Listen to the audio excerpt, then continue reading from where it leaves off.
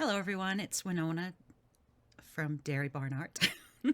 Welcome back and welcome if you're new. If you like what you see, please like, subscribe, and comment. This is Flosstube number 4. And today, what do I have here? I filmed it yesterday. And so I've got a couple of FFOs. I've got a couple of finished objects. I've got a few whips and starts and a little bit of haul, so it shouldn't be too long of a video. But I was watching the pink stitchers the other night, and I love them. They're so I just can't wait till they upload every time. What a happy family! I love when they bring up the dollhouse. It's just hilarious. But they were talking about breast cancer awareness, and they each told their breast cancer story. So I thought before I begin this video, I will do a little bit about my breast cancer story. My journey started in 2017. We had decided to build onto our home and build on a garage, an attached garage, and do a second story for my studio. We had just finished signing the papers, and at the end of that week, I think it was September 1st, and it was a Friday, and I came home from work. I was working in Regina at the time, and I came home that night and brought my niece home with me to visit, and I felt a lump, and I was freaked out because it was like right at 12 o'clock, what they call 12 o'clock. They base your lumps on a clock, so mine was right at 12 o'clock, and it was a long weekend. I couldn't see my doctor, so I was freaking out. And I kept asking my husband, can you feel that? Can you feel that? I didn't want to say anything to my niece because I didn't want her to get upset. So I had to wait till, it was a Labor Day weekend in Canada. So I had to wait until Tuesday morning. I phoned my doctor's office and said, I really need to see her. Can I get in today? And they said, no, but you can get in tomorrow.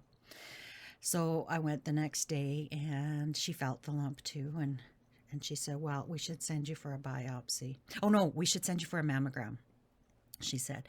And she said, don't worry, most of the time. And I said, it hurts. And she said, well, cancer usually doesn't hurt. So she said, that's a good sign. And most of the time, these lumps are just lumps, like they're not nothing to worry about. So I went for the mammogram. My granddaughter was born Sunday, my first granddaughter, and we were at the hospital late that night. And the next day I went for my mammogram. And I remember that morning at work, I had printed out pictures of my granddaughter to show everyone. I was excited. It's my first grandchild. And one of the superintendents came by my desk, and she said, I don't think that's effective use of a school division's money or time. And I kind of thought, you witch. But anyway, that afternoon I went for my mammogram, and they said, we'd like you to stay for an ultrasound. So I'm thinking, what? Yeah, okay. So they did the ultrasound, and then the doctor came in, and he said, I want you to go see your doctor right away. I don't want you to wait for me to send this report. I want you to get into her as soon as possible. Well, she wasn't working that day, so I phoned. I got in the next day, and I couldn't go back to work after that. I was just freaked out. Like, I kept asking everyone and looking online, can a radiologist see if a tumor's cancerous or not? And so I went to see the doctor the next day, and she said, well, let's get you for a biopsy. And I complain about my doctor a lot, because the waiting time is horrendous to see her. Like, your appointment could be at 1, and it could be 4 o'clock before you get in to see her. But when it's serious, she knows everybody, and she gets you in right away. So I think it was a week. I could have gone for my biopsy right the next day, but I was taking some pills that I had to be off of for at least 3 days, so I couldn't go till the next week. So Monday we went and we did the biopsy, and then Thursday night I had gone shopping with my mom and picked up things for lunch for work and everything, and we went out for supper, and the doctor's office phoned and said, Doctor, we would like to see you first thing tomorrow afternoon, because she comes in, her first appointment's at 11 or 1. I think it was 1. So I went into her office, and this was September 29th. The job I did, I was in charge of the student information system at the school division, And the 29th of September, or the last working day of September, is a big day because we submit our numbers, student enrollment numbers, up to the school, to the ministry, and the school division gets paid based on how many students are there. So it's a really important day for me to be at work. But um, I had to go. I had to go see the doctor. And plus, our files were looking good. Like, sometimes the numbers fluctuate a lot, but it was looking really good that day. And it was just a matter of monitoring to see if numbers changed or not. But anyway, I went to the doctor's office and she said, "I'm so sorry, Winona, but you have cancer." And so she let me take pictures of the reports. It was in situ ductal carcinoma and invasive ductal carcinoma is what they said. So I left her office and I was just, she said to me, the last word she said is when she'll get me in to see a surgeon who I've been seen before. So, and she said, "Whatever they tell you to do, do. That's the best advice I can give you." So I was driving home and I phoned my friend and said, "I have cancer." I'm not driving home, driving back to work. And I said, "I have cancer, I have breast cancer." And we talked for a bit and went back to work. And I worked with a lady that wasn't always very nice. And she made a comment that, because I was going to be off, if I told my boss if I had cancer, I was going home. I was working in a different city that I live in. I was commuting. And if I had cancer, I didn't want to deal with that. So I was working, trying to make sure the numbers are right and everything. It was about 2:30 in the afternoon, and this woman I worked with says, "Well, I hope they replace you. I don't want to do this job all on my own." And it was enough. It just set me off. So I went into my boss's office and said, "I'm sorry, I'm done. I can't do this right now. I'm done." So then I was driving home, and on the way home, a friend's husband phoned me, which was really weird, and he told me to pull over. So I pulled over. It's an hour and a half home from Regina. And he said to me,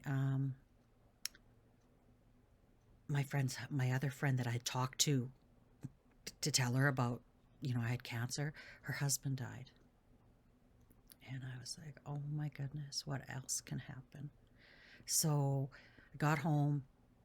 I told my husband that we had to go over their place because he had died and visit with them. So I kind of put that on hold. Well, my doctor got me in. This was a Friday. My doctor got me in Tuesday to see the surgeon. So I saw the surgeon, and I had to get quite a few tests done. I had to get quite a bit of imaging done and everything. And she felt that she could I wanted to get mastectomies. That was my first thing, like, get rid of them. I don't need them.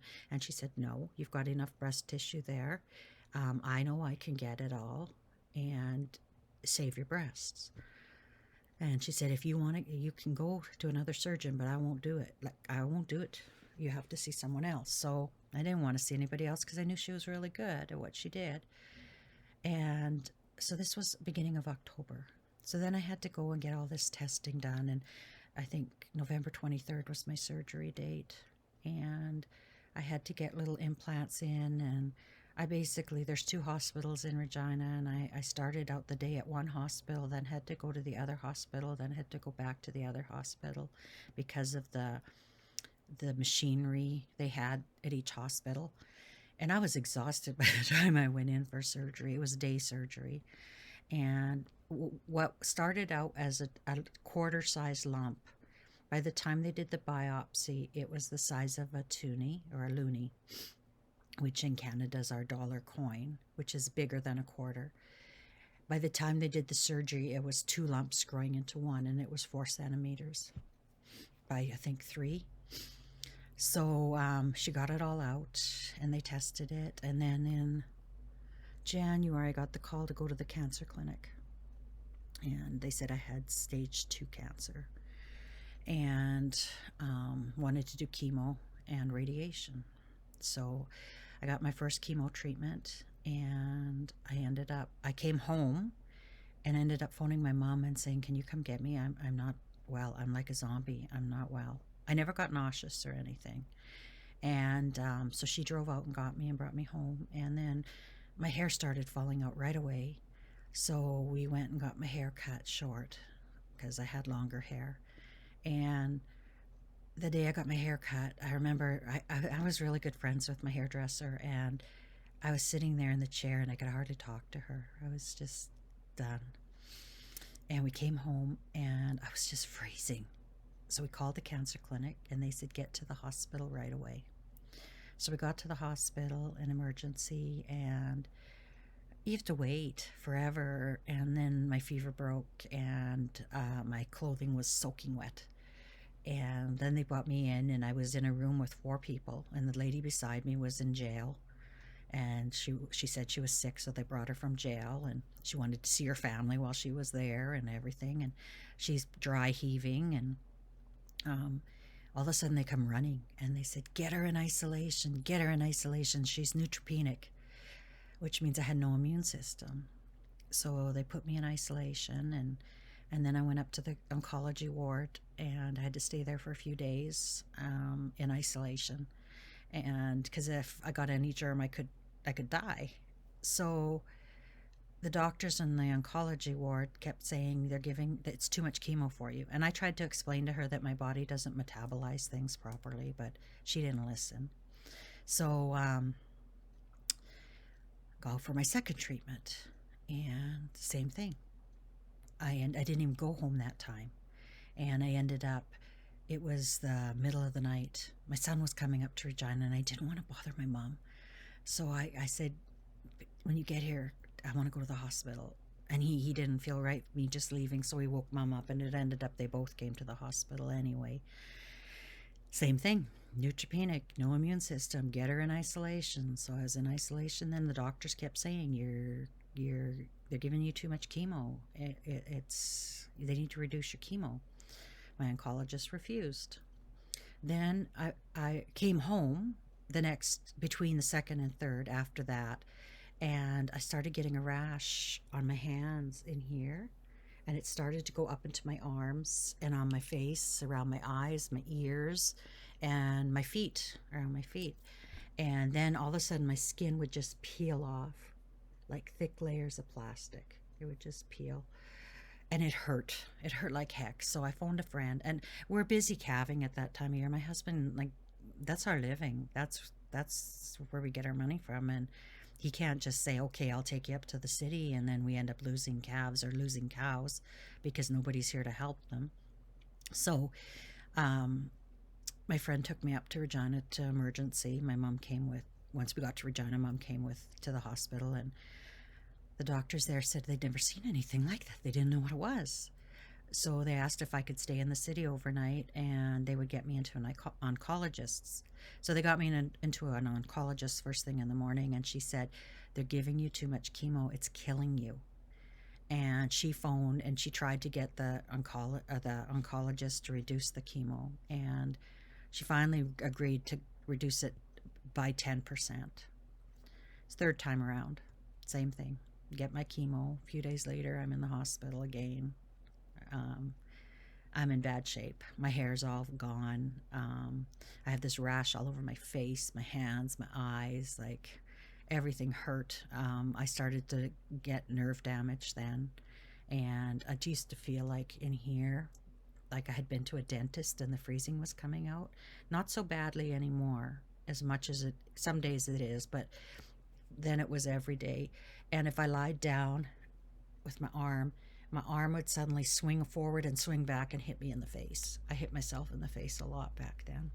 Just my nerves, just doing that. And my legs, as soon as I started to relax, my legs would just fly. So anyway, went the fourth time, and I only had to do 4 rounds of chemo. And I had a list of all this that was going on, and then my tear ducts got blocked, and I was crying. Like tears were rolling down my face. And I remember going to the cancer clinic, and the receptionist, they really monitor your mental health every time you have to fill out forms about your mental health. And I remember the receptionist asking me if I'm okay. And I said, yeah, I'm fine. I can't control this. It's just like if I went out public, that's the way I was. And so I had a list of things for my oncologist to deal with. And I brought it in, and the nurse said to me, pick one. She'll only deal with one. And I said, I can't. I can't pick one. Like, I'm falling apart. I can hardly walk. I can't even put socks on. I have a hard time with any kind of shoe, even a sandal, with the pain. And I think they thought I was just a big baby. And I can take a lot of pain. Like, I've been kicked by cows. I've been kicked by a cow so hard it dented my shin bone, and I can take it. But everything happening was too much for me. The oncologist came in, said the same thing, pick one. And I said, I can't pick one. So she left the room, and I guess she called the dermatologist. And she came back and she said, well, reduce your chemo to 75%. So I only got 75% of the full dose.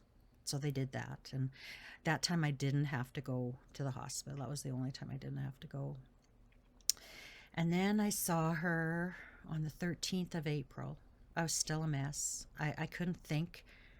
I have sewn all my life, and I've had my machine for well over 20 years.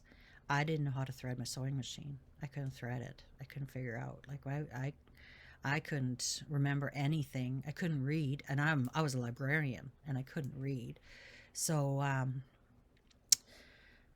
just bad shape. And then she put me on a medication, and then she said I was to see a radiation oncologist within a couple of weeks. So I only cried 3 times through all of this process. And the third time was when I saw the radiation oncologist, because I didn't want my mom to see how hard it was on me. I think she was dealing with enough. I didn't want her to know I was crying and upset. But when I saw the oncologist, he said that they wanted to start right away. And I broke into tears. And I said, I can't. I want to go home. I haven't been home for 4 months. I want to go home. So he let me go home for a few weeks. And then they started, and I did radiation Monday through Friday for a whole month. And that was a piece of cake. I can't complain about that. That went well, and I have no issues. But it was a hard journey, and it's still a hard journey. My hair never came back, so I wear a wig all the time. Look at my face, how puffy it is. It's like that all the time. My eyes are puffy all the time. I'm not the same. Like, if I showed you a picture of what I look like, and I know I shouldn't obsess about my looks, but it does bother me. Before cancer and after, I'm a totally different person. I used to multitask all the time. I had a computer job. I was a secretary for many years. I could be on 10 different projects at the same time. I can't do that anymore. I can't think. I can't remember to turn the oven off. I can't remember to put the clothes in the dryer.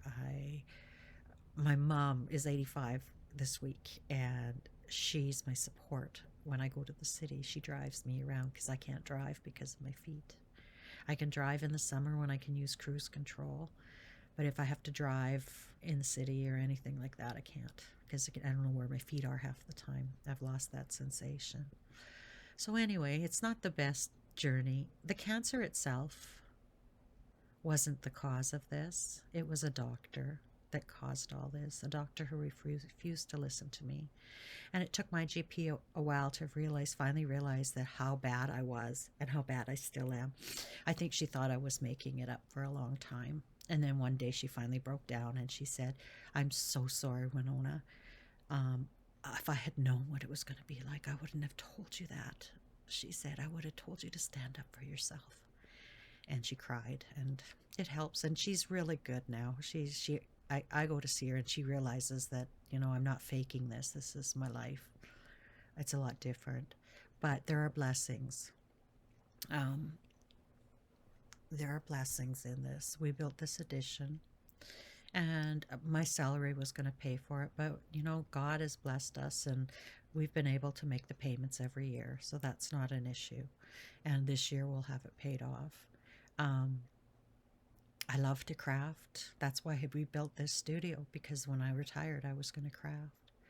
Well, now my feet are in such pain. I can't do a lot of the things I used to do. Like, I can't vacuum. I can't sweep. I can't maintain my house. So we have a housekeeper come in every few weeks and do that.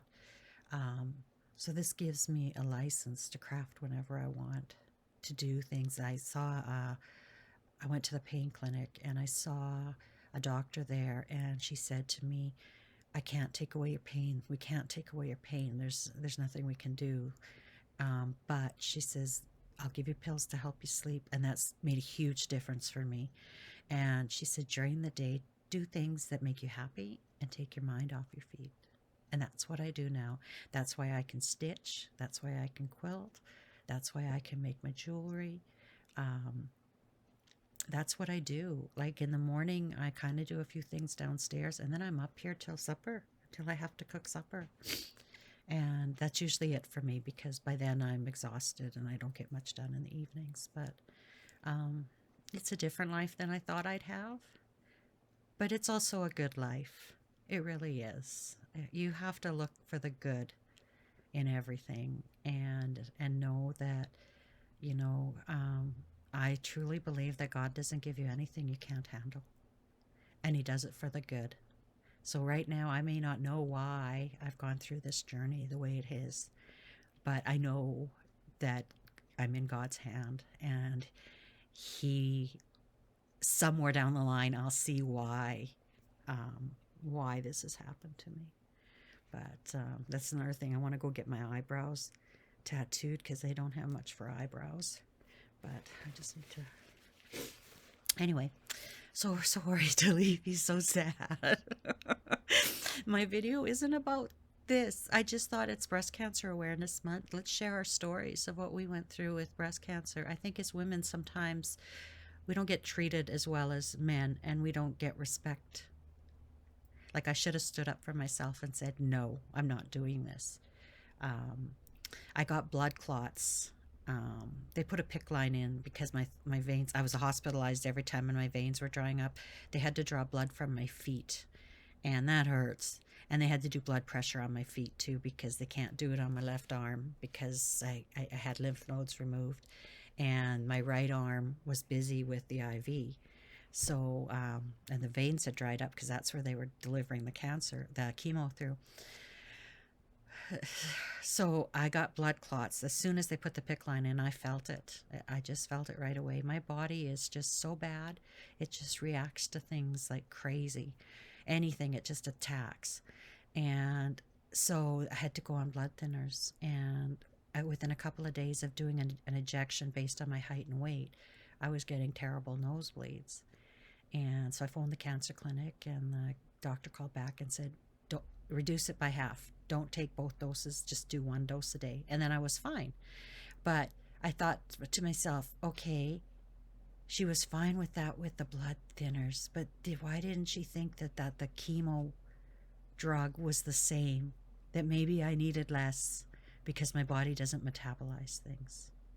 The good thing is that my doctor, my GP, told me that the chemo nearly killed you, so it's obviously killed all the cancer.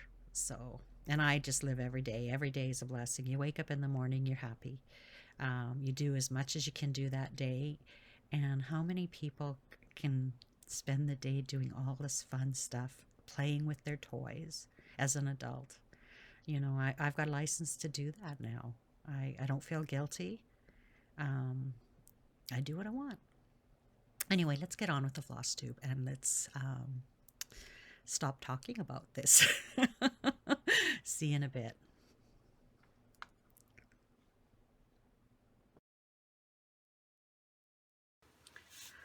Okay, before we begin, we'll start with a little bit of everyday gratitude. And this is by Eckhart Tolle. Eckhart Tolle. Acknowledging the good that is already in your life is the foundation for all abundance. I always try to look at the good instead of the bad. Some days it's harder than others, but it's a very healthy way to live your life, I think. And the question today is, who are the beloved people and creatures that give my life a sense of abundance? Oh, you know, the grandchildren fit in there, and my kitty cat would have fit in there. But I'm just looking around my desk because I can't find my blast from the past, and I just grabbed it. So where did I set it? Just a second.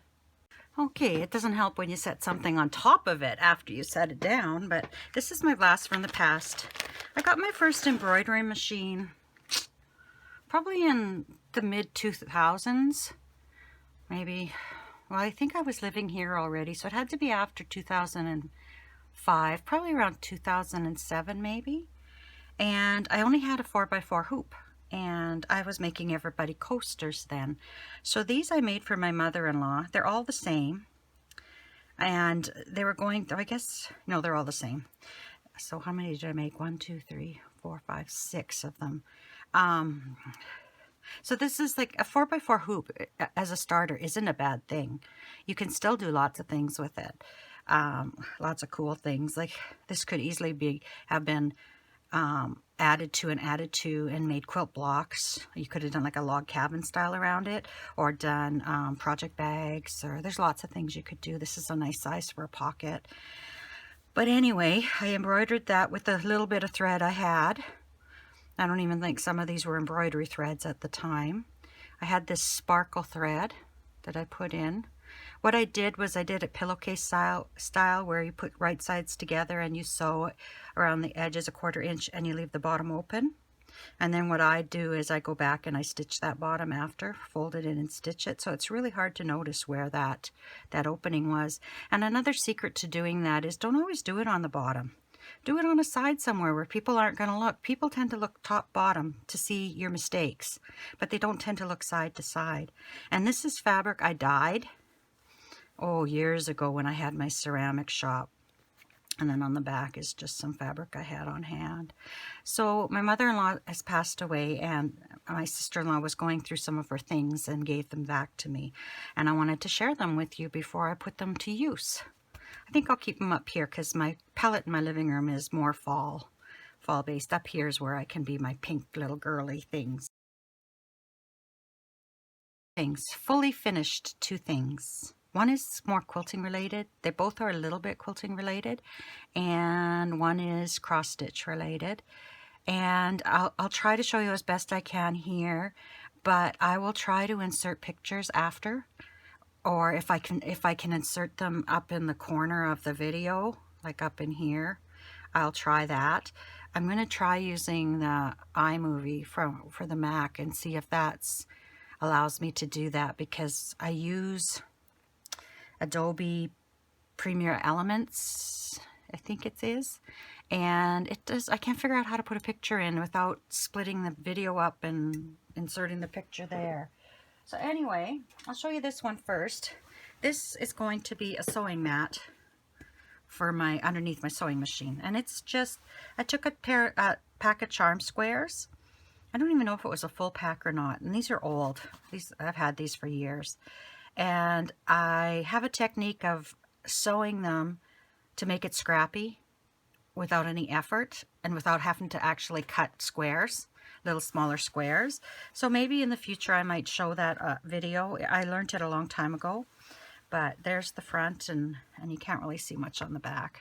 I quilted it on my regular machine. I just did quilting about 1/4 inch, and here I wobbled out a bit, but you know what? I'm not going to worry about it. Life's too short to worry about all the little mistakes we make. And then, this is another one that I made a mistake on. Oops. I still have beads on my desk too. I was going to make this into a toss cushion, like a 16-inch toss cushion cover. And then when I finished quilting the front of it, because I quilted it on muslin, because I thought it was going to be a cushion, and I wouldn't waste a nice fabric on the inside of the cushion. But when I went to measure, because I wanted to make a flange, I realized this isn't square. I can't put it on a 16-inch cushion without having a huge flange on the top and bottom and not as much on the sides. So I decided to make it, at the time I was making it, I decided to do it into a wall hanging. And then since it's been done, I think it's going to be a little a doll blanket when my grandchildren come over. And I'm not too worried about the cross stitch. This took me years to complete. It was in a magazine, I think one of the British magazines, or Cross Stitch Gold or something like that, from years ago. When I dig out my magazines, I'll be able to know for sure. But I think they're not here that often, so it won't get a lot of wear. But, and when I redo that room, maybe I'll hang it. I don't know. But, you know, it's all that old DMC where you had to do all the shading. You had to have different colors. But boy, it sure looks nice. And once you get the back stitching in there, it just makes the piece. But, so those are my FFOs. Now, I had a few finished objects that I haven't fully finished, but I can't find one. So I think I'll show you this one first. This is Kind Words Are Like Honey, Sweet to the Soul.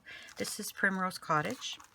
And I did this exactly what was recommended on. I stitched it exactly as I used the floss, I used the fabric. And I just want to show you something. I make these badges for my project bags. In the future, I'm just going to have a plain background and the words. But this was my first time around making them. And what I do is I put them on the project bags with one of these that I crocheted. I learned from Lori Holt. And I would do 2 or 3 every morning for a while. And now I have a big, huge jar I used up. I'd go to Michael's and get a skein of yarn, and I would work until that one was done and then pick up another one. So now I have quite an assortment of them. And I just have them on my desk, and then I pin this in the middle of it and I put it on the bag. Then when I'm done my cross stitch, I have this vintage mason jar I got from my mother-in-law's place, and I'm just going to drop them in here and fill this jar up with all the little pieces that I've done. What do I have in here? Oh, I've got the stitch card one in here. I haven't finished that one. I don't know why it's in there. But anyway, that's what I do with my crocheted flowers. So this I'm going to finish into a pillow and use it in a dough bowl. I'm going to get a few more of their bee ones and do them. I love stitching this. I really know why people love samplers, because you do that little bit and it just feels like you've done so much and you don't want to stop. You want to go on to the next, and then you want to go on to the next. But that's what where I'm at with that. Then I did She Believed She Could, So She Did. This was a huge stitch out, and I did most of this machine while I was traveling down to Kentucky this summer in the car when it was cool enough, because our air conditioner died. But when it was cool enough, I would work on that. I just need to fix something on there. And so I've got this finished, and I'm going to frame this, but I need buttons here and buttons here, and I'm going to put little buttons on for the heads of the pins. I didn't stitch them. So here I have it. So She Did. So it's still attached to the flower. So I take it off my flower. I'm going to drop it in here. And as I do cross stitch, this will grow. So I thought it was kind of a neat thing to do. And then the flower goes back in the bag and goes on another project bag.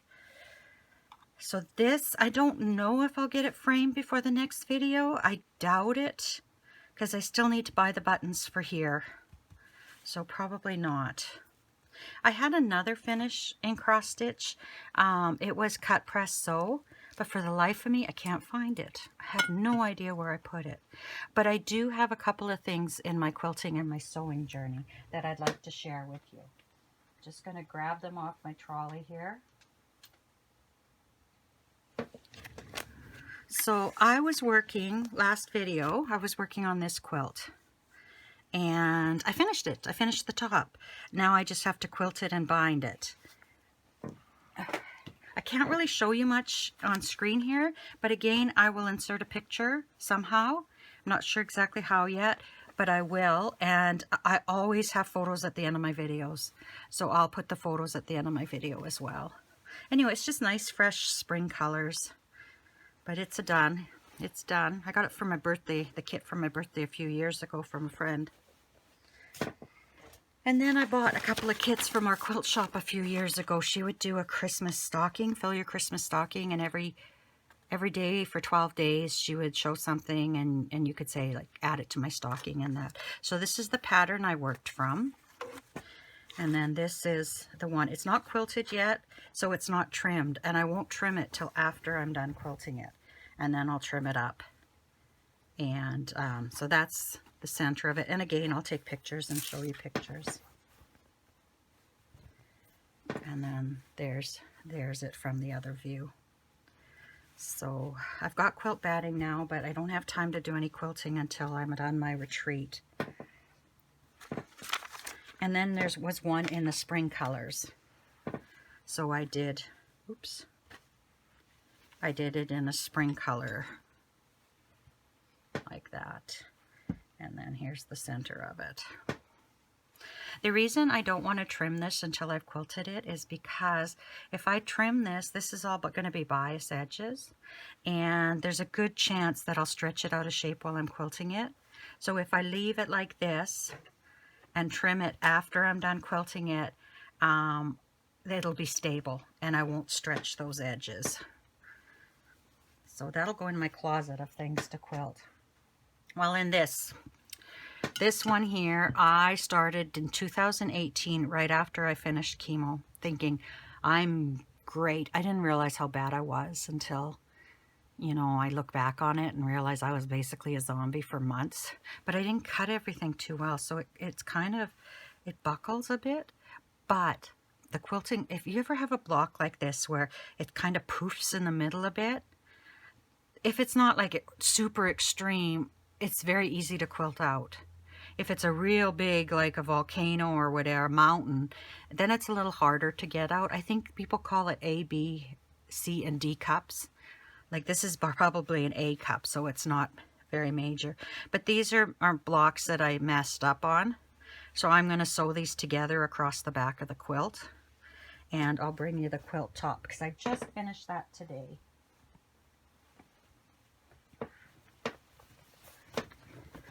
So I can't show you the whole thing, but again, I'll put a picture in.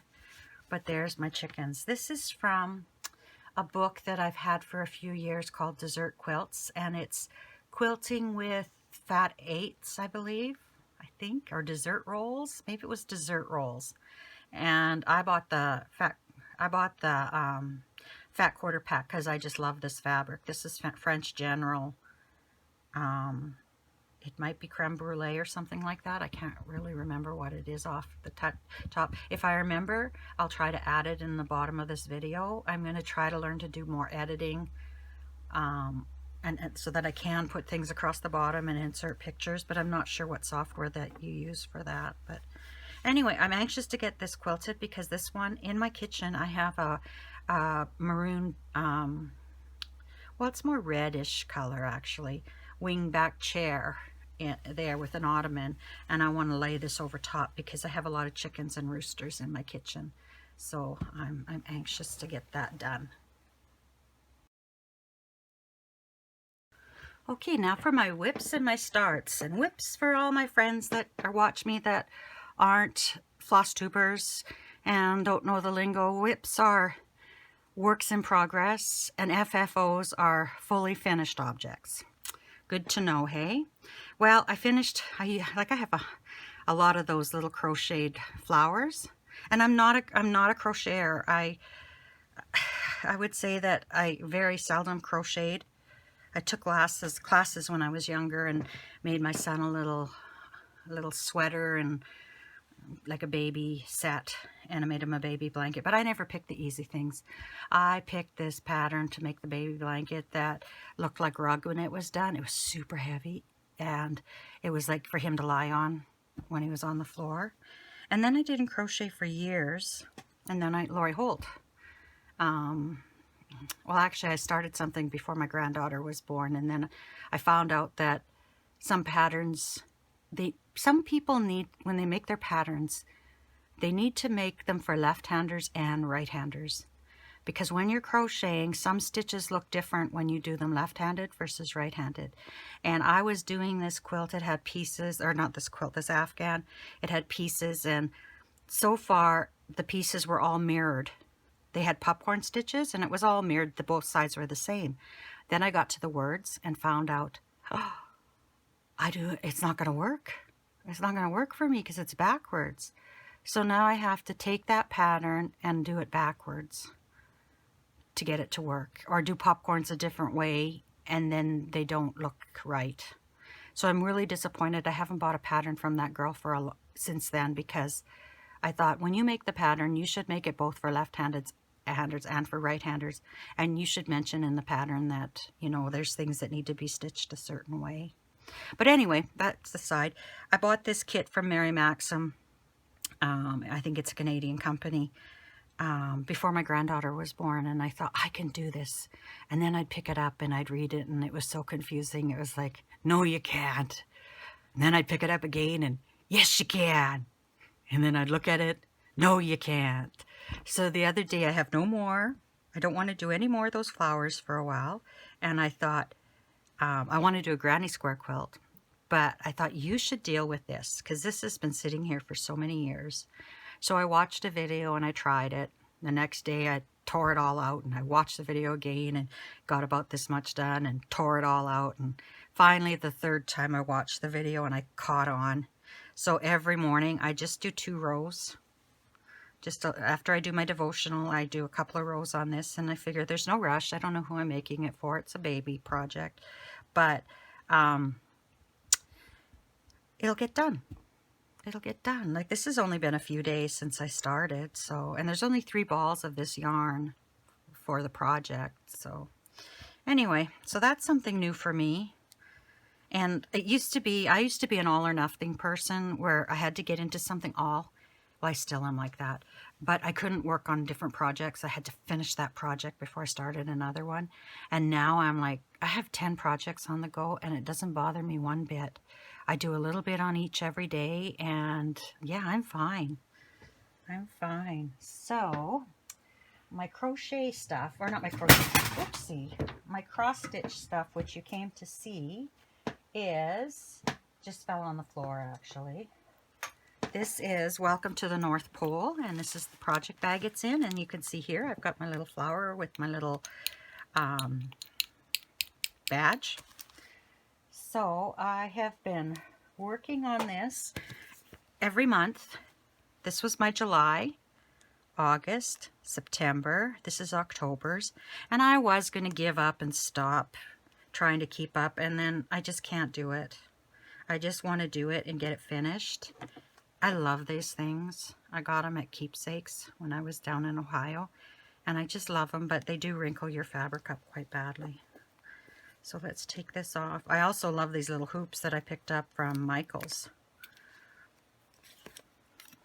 They're not perfect, but they're cheap, and every time I go I pick up a couple more, and I keep them in my project bags. But this I'm working on right now, so it wasn't in the project bag. And it's very wrinkled, and I apologize, but I don't want to iron because you get oils on your skin, and I just feel like the more you iron this, the more oils you're setting into the fabric. So this was my first month, and this was my struggle. It was my first time working on linen, and I was trying to do it in hand, and I just found I needed to hoop it. I can still do it in hand, but I need to hoop it. I just couldn't do it holding it. It was really hard on my hand to hold the fabric. So so I'll show you my mistakes. So I put the wrong color here. The red's supposed to be here, but it's not supposed to be. It's charted to be. But I made a mistake, and I put the yellow there, and I'm just as happy that I did, because I think the red at the red bow, I think the yellow is a better choice. That's just my view. So then I did this row, and I made a mistake. My elf is sitting too far back, and I could have plucked it all out, and I just couldn't do that.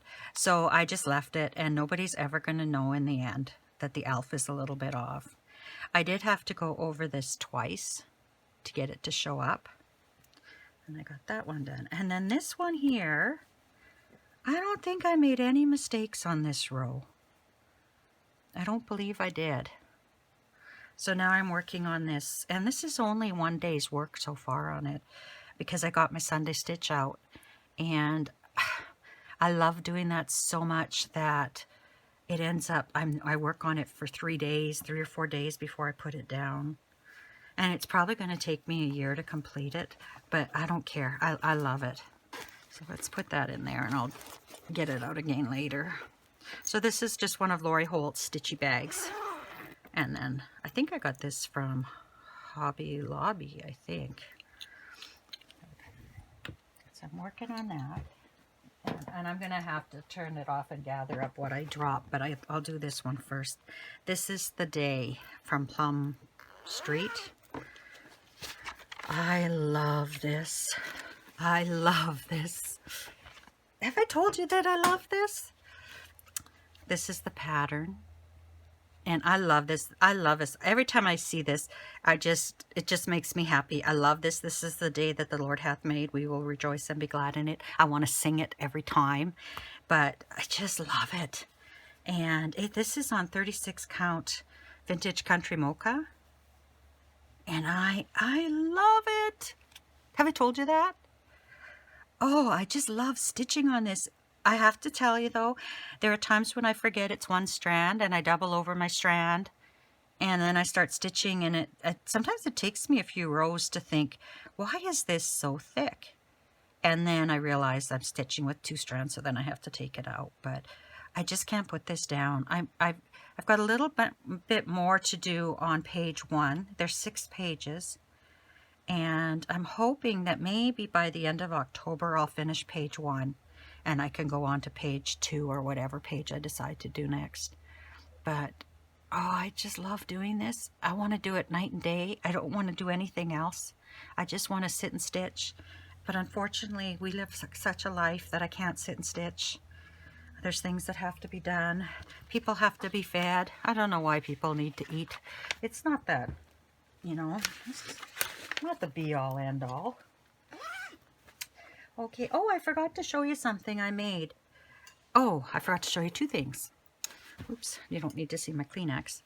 I made my bindings. When I do my quilt tops, I usually do my binding right away, and I have a drawer that I keep all the bindings in. So these are bindings for my table runners, and this is the binding for my quilt. It might be months, it might be years before I quilt it, but I know the binding's already there, and it's in a drawer with all my other bindings. Then I had a retreat, quilting retreat last month, and this, I always make a little present for all the attendees, so I made 19 of these pincushions last month. These are just little Sunday cups that you get at thrift shops, and I did a pincushion with polyfill and ground walnut shells, and the walnut shells are in there so that they help to sharpen your needle a bit. But I didn't want them leaking out, so I used the polyfill to kind of close the hole in the bottom. And then I just glued some lace on that I got from Hobby Lobby, and it's just a nice little pin cushion, a little token. The next retreat I'm doing some bags. I'm going to do some iron-on vinyl on the bags because it's a 4-day retreat, and it's my last retreat that I'm going to host. It's just too much for me. It takes up too much of my time. But let's get back to our work, our whips. Talking about fun stitches, I started this spookography from the Fat Quarter Shop, or It's So Emma, last month, and I just love it. I ordered the downloadable PDF, and here is the PDF for it. It's only got 1, 2, 3, 4, 5 colors. It's such fun to stitch, and that's that sampler thing again, where you stitch something and it goes so quickly you want to stitch more. I'm addicted. So here it is. I stitched the first page, and I've stitched this on 14 count gray small cobwebs from the Fat Quarter Shop. And there it is. There's my first page. I stitched whatever, like, some of this is the second page, but I did it until I ran out of floss, and then I stopped. So, and then I'll pick up this page next, and then go down. But I'm loving it. It's so much fun to stitch. It's so easy, and I have 3 stitchy spots in my house. I stitch it upstairs every morning. I've been getting up at 7 in the morning, which if you know me, you know that's just amazing, because most of my life I have been tired all the time, and I used to hate getting up to go to work, and getting up at 7 has always been hard to do when you had to do it. And now I do it voluntarily, and I come into my sewing studio here, and I sit in my recliner and I stitch. Generally up here I'm stitching on linens because I have a magnifier light, I have an aught light that magnifies. And then downstairs in my living room I stitch on 14 count, and I bought these little book holders from Amazon. They're quite inexpensive. This one is for my living room because my living room is in greens and that. And I bought a pink one for up here and a red one for my kitchen. And once I get a light in that corner, I will have a stitchy spot in my kitchen for when I'm making bread or cooking things that I need to kind of keep an eye on. I can sit and stitch in there. So I'm hoping to get a lot done. I stitch every morning on my 14 count as well. I kind of have a routine. Once I'm done, once I get up, I stitch until my husband gets up. And once he opens the garage door, I go have a shower and get dressed and make the bed and that. And I have a pill I have to take a half an hour before I eat. So I take my pill and I come back in here and I stitch. I set a timer for 30 minutes and I stitch. And then when the 30 minutes is up, I go downstairs, I make breakfast, sit and eat my breakfast. I do my devotional, then I crochet, and then I cross stitch downstairs for a while before I come upstairs or clean up the kitchen or do anything I need to do down there. Oh, here's the bling. I think my friend gave this one to me. But, so, I have some time to do some cross stitch then. So this is a project I just started last night. My friend gave me the Be in My Bonnet Stitch Card Set D for my birthday. And it was a kit. And I thought rather than put the kit away, let's do it and get it done. I know it's not fall related, but I want to make little cushions for up here for dough bowls and things, and why not do it? So I got this much done last night, and this is on 14 count Cosmo, and man, is that ever nice Aida. I'm gonna have to contact the store where she bought it from and see if they sell this Aida, because it is so nice. And it was from a shop in Canada, so that's nice, because then when you buy it, you know exactly how much you're paying. And then they even had the floss on this little card they made up.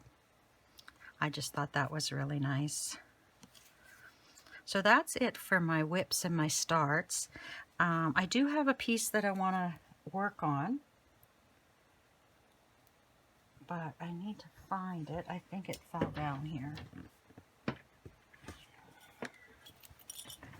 I think it's this bag because I don't have a thing on it, a button on it, because I made one up and I don't know where I put it. I didn't put it in with Teresa Kogut. And actually, I don't even have much to show you here. I have to grab the binder. I'm a member of her Patreon, and this was last month's Patreon, so this is the colors that are needed. They're all DMC. I think there were a few that weren't, but I'm going to stitch it on this Aida that I picked up from Michael's. And it's more colorful than the screen is showing, but it's like yellows and oranges, and I thought it would be perfect. And that's 14 count. And I'm just going to grab my binder and then I can show you.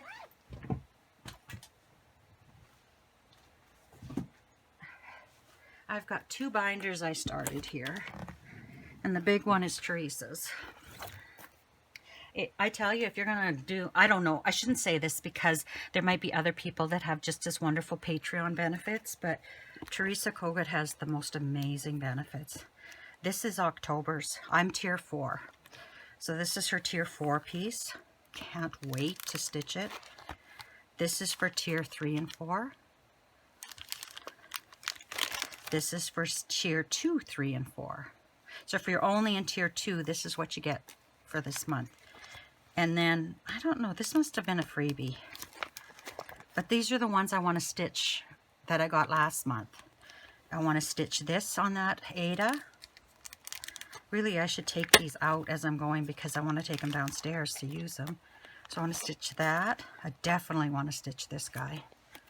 Isn't he cool? Oops, the glare. And I think once I finish those stitch cards, then I'll do this. And then this is the velvet cushion. So those all go downstairs to get stitched up. These are her September ones. And I like them, but I don't know if I'll stitch them or not. Oopsie. I didn't realize that was showing there. And then her July. I like the July ones. I don't know why that one had a pattern on the back. Dancer. Oh, Christmas. And this was the mystery stitch along, which I want to do too. Ugh, I got so many things I want to do. This was June's. I signed up at the very end of June and I thought I missed these, and I did get them downloaded. Thank goodness, because they're gorgeous. Stitchy Friends Forever. And then My Heart is Fed with Needle and Thread. So these will definitely get done. I just don't know when. I just have so many pieces I want to work on. Oh, come on, fingers.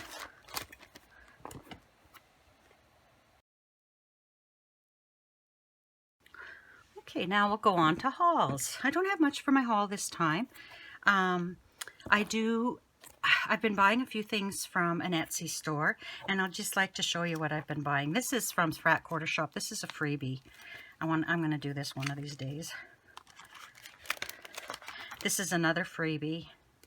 Happy Fall Acorn. I should take this out because I want to do this one too. Then I've got these from, let's pull this up here.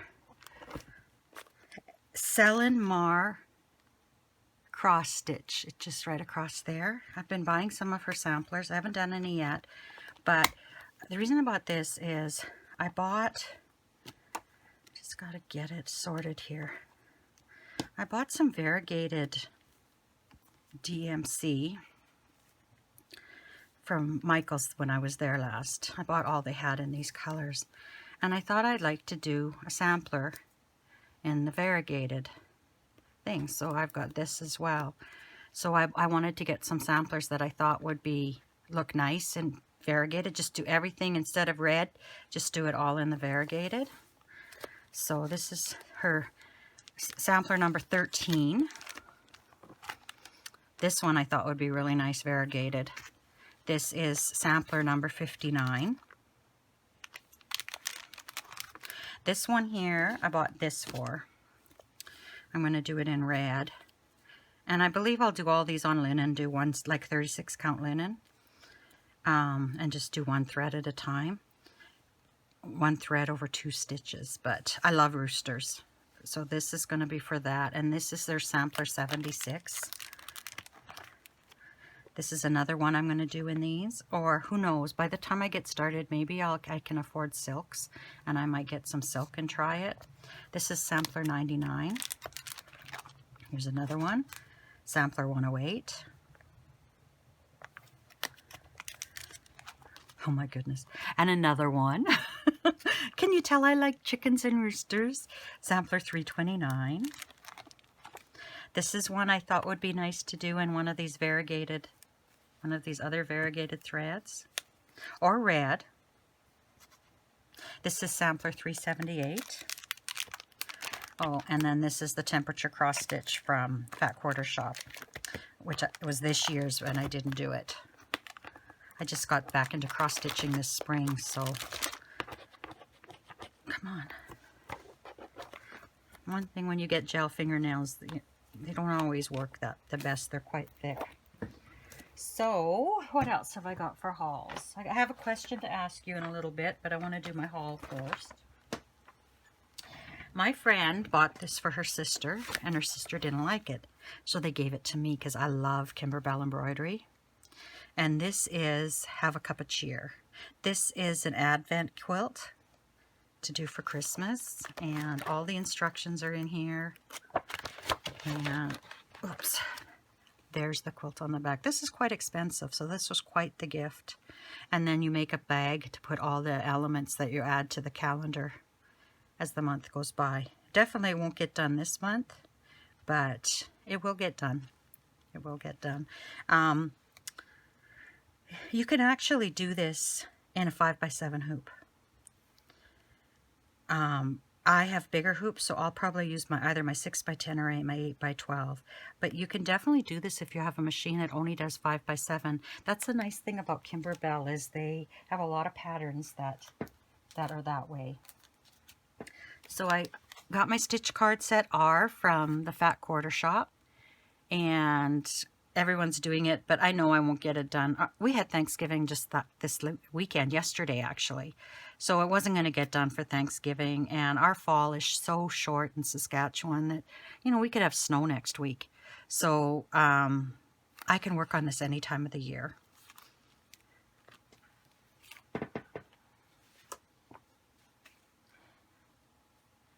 As I said, I had a retreat last month, and I had to go to quilt shops and ask for door prizes for the retreat, and I always feel guilty doing that, so I end up buying stuff. So in one of the quilt shops, I bought this fabric. I just thought it was really cute. It's hexagons, but they drip every once in a while. I picked up this fabric. I thought these would be wonderful for finishing cross-stitch projects, and this, which looks like cork. Then in another quilt shop, it was actually more of a sewing shop, not necessarily quilting. I picked this up to make project bags with. I think I picked up a half a meter of each. I picked up this one for project bags. I picked up this one.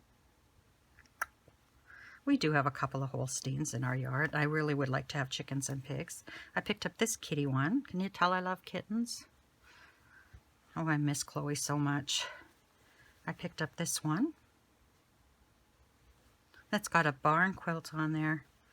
And I picked up these two because I thought they'd be nice for a project bag. And then I picked this up for cross-stitch, for finishing cross-stitch projects. So that was my extent on my quilt shop shopping. Oh, then I'm in the Lori Holt Fat Quarter shop from the Fat Quarter Club from the Fat Quarter shop. Whoa. So these are the fat quarters in this. It's a very really nice fall blend. I just love these. And I joined Happy Little Stitching Shop, I think it's called. I joined their Lori Holt Fat Quarter Shop Club as well. So I'm going to be swimming in Lori Holt fabric soon, which is good because I love her stuff. I just need to find more time. Okay, and this is Dying for Cross Stitch. This was their linen September fabric of the month, and it's 36 count. It was 18 inches by 27 inches. I thought this would be good for fall projects. And like I said, I'm not doing them this fall, but they'll get done another time. Isn't that cool? It's kind of gray and orange. It's really pretty. And as you know, when it's hand dyed, each section is different from the other. So that's, I think if they have one up again this month, I'll buy it too. But last time I looked, they still had this one up. And I'm finding I really like 36 count. I'd like to try 40 count, but right now I'm swimming in 36, so I'll work on this for a while. Okay, I ordered some more linen from Evertote, and these are Roxy Floss linens. So this one here is porcelain, and I ordered a Fat Quarter yard. It's really pretty. So I think I might start some of those samplers that I'm using these pastel colors on. I think I might start them on that, or one of them at least.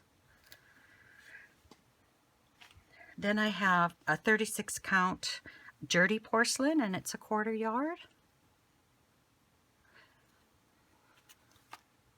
And the nice thing about ordering from this, I'm supporting a Canadian company for one thing. I don't have to worry about duty. I don't have to worry that it's going to ding me at the border. The price I pay her is the price I it's done with.